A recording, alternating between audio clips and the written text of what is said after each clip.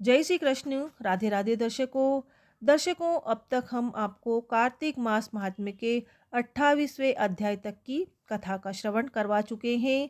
अब हम सुनेंगे 29वें अध्याय की कथा। तो प्लीज़ चैनल को सब्सक्राइब जरूर कर लीजिएगा।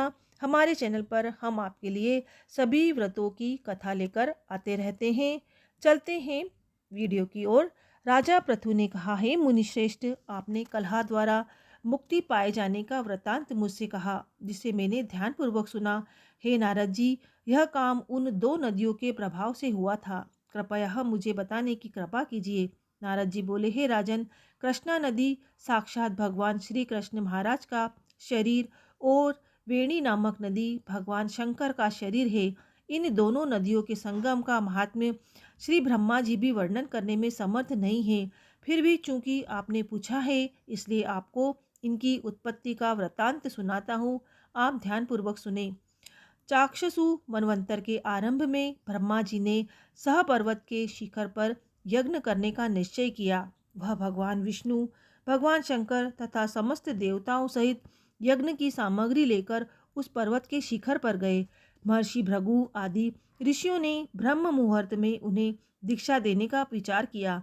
तत्पश्चात भगवान विष्णु ने ब्रह्मा जी की भार्या त्वरा को बुलवाया। वह बड़ी धीमी गति से आ रही थी। इसी बीच में भृगु जी ने भगवान विष्णु से पूछा, हे प्रभु, आपने त्वरा को शीघ्रता से बुलाया था, वह क्यों नहीं आई?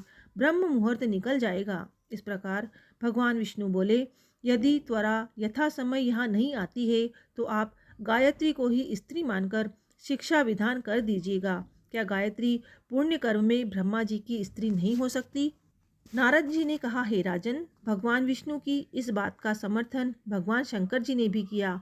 यह बात सुनकर भृगु जी ने गायत्री को ही ब्रह्मा जी के दाईं ओर बिठाकर दीक्षा विधान आरंभ किया।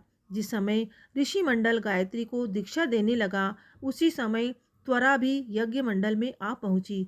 ब्रह्मा जी के दाईं ओर गायत्री को बैठा देखकर ईर्ष्या से कुपित होकर त्वरा बोली, जहाँ अपूज्यों की पूजा और पूज्यों की अप्रतिष्ठा होती है, वहाँ पर दुर्भिक्ष, मृत्यु तथा भय तीनों अवश्य हुआ करते हैं। यह गायत्री ब्रह्मा जी की दाईं ओर मेरे स्थान पर विराजमान हुई है, इसलिए यह अदृश्य बहने वाली नदी होगी। आप सभी देवताओं ने बिना विचारे इसे मेरे स्थान पर बिठाया है, इसलिए आप सभी जड़ रूप नदियाँ होंगे।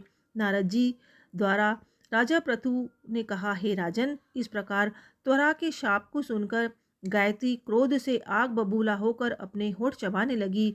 देवताओं के मना करने पर भी उसने उठकर त्वरा को शाप दे दिया। गायत्री बोली, त्वरा, जिस प्रकार ब्रह्मा जी तुम्हारे पति हैं, उसी प्रकार मेरे भी पति हैं। तुमने व्यर्थ ही शाप दे दिया है, इसलिए तुम भी नदी हो जाओ। तब देवताओं में खलबली मच गई। सभी देवता त्वरा को साष्टांग प्रणाम करके बोले, हे देवी, तुमने ब्रह्मा आदि समस्त देवताओं को जो शाप दिया है वह उचित नहीं है, क्योंकि यदि हम सब जड़ रूप नदियाँ हो जाएंगे तो फिर निश्चय ही यह तीनों लोग नहीं बच पाएंगे। चूँकि यह शाप तुमने बिना विचार किए दिया है, इसलिए यह शाप तुम वापस ले लो। त्वरा बोली, हे देवगण, आपके द्वारा यज्ञ के आरंभ में गणेश पूजन न किए जाने के कारण ही यह विघ्न उत्पन्न हुआ है।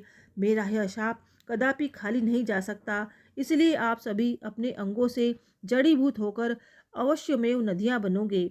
हम दोनों सोतने भी अपने अपने वंशों पश्चिम में बहने वाली नदियाँ बनेंगी। नारद जी राजा पृथु से बोले, हे राजन, त्वरा के यह वचन सुनकर भगवान विष्णु, शंकर आदि सभी देवता अपने अपने अंशों से नदियाँ बन गए। भगवान विष्णु के अंश से कृष्णा, भगवान शंकर के अंश से वेणी तथा ब्रह्मा जी के अंश से कुकुदमती नामक नदियाँ उत्पन्न हो गई। समस्त देवताओं ने अपने अंशों को जड़ बनाकर वही सह पर्वत पर फेंक दिया। फिर उन लोगों के अंश पृथक पृथक नदियों के रूप में बहने लगे। देवताओं के अंशों से सहस्रों की संख्या में पश्चिम की ओर बहने वाली नदियां उत्पन्न हो गई। गायत्री और त्वरा दोनों पश्चिम की ओर बहने वाली नदियां होकर एक साथ बहने लगी। उन दोनों का नाम सावित्री पड़ा। ब्रह्मा जी ने यज्ञ स्थान पर भगवान विष्णु तथा भगवान शंकर की स्थापना की। दोनों देवता महाबल तथा अतिबल के नाम से प्रसिद्ध हुए।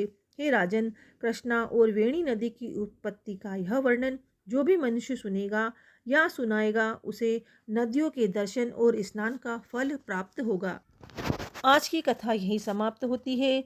कल हम आपको कार्तिक मास के 30वें अध्याय की कथा का श्रवण करवाएंगे। प्लीज़ चैनल को सब्सक्राइब करें और आपकी तरह जो लोग इस कथा को सुनना पसंद करते हैं, कार्तिक मास महात्म्य की कथा श्रवण करने के लिए हमारे वीडियो को शेयर भी जरूर कर दें। जय श्री कृष्ण, राधे राधे।